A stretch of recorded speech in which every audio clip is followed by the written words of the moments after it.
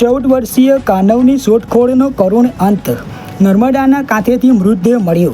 જાડેશ્વર વિસ્તારમાં આવેલી નિજધામ સોસાયટીમાંથી ગુમ થયેલા 14 વર્ષીય કાનવ ધીરેનભાઈ શાહની શોધખોળનો કરુણ અંત આવ્યો છે। ગત 24મી તારીખે ઘરેથી નીકળ્યા બાદ ગુમ થયેલા કાનવનો મૃતદેહ આજે 26 ઓગસ્ટે નર્મદા નદીમાં મક્તમપુર ગામ સામેના કાંઠા તરફથી મળી આવ્યો હતો। મૃતદેહ મળતા જ સમગ્ર વિસ્તારમાં ચકચાર સાથે શોકની લાગણી પ્રસરી ગઈ હતી।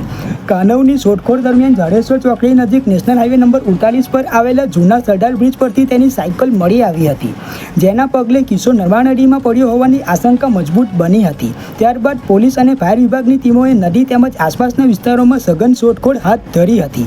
નર્મદા મૈયા બ્રિજ અને આસપાસના વિસ્તારોના સીસીટીવી ફૂટેજ પણ તપાસવામાં આવ્યા હતા। ભરૂચ નગરપાલિકા, સ્થાનિક નાગરિકો અને સામાજિક કાર્યકર ધર્મેશ સોલંકીના સહિયારા પ્રયાસોથી નદીમાં શોધખોળ ચાલુ રાખવામાં આવી હતી। આખરે આજ રોજ ગોલ્ડન બ્રિજના સામે કાંઠા તરફથી કાનવનો મૃતદેહ મળી આવ્યો હતો। મૃતદેહની જાણ થતાં પરિવારજનો ઘટના સ્થળે દોડી આવ્યા હતા। પુત્રનો મૃતદેહ જોઈ માતા પિતાના આક્રંદથી વાતાવરણ ગમગીન બની ગયું હતું।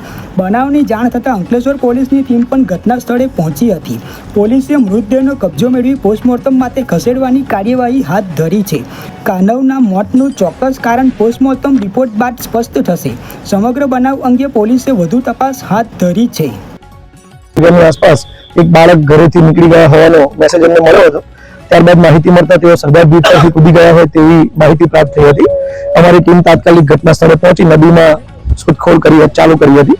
ત્યારે આજે તારીખ 26 12:30 ની આસપાસ અમે નર્મદા નદીમાંથી તેઓની ડેડ બોડી મળેલ છે।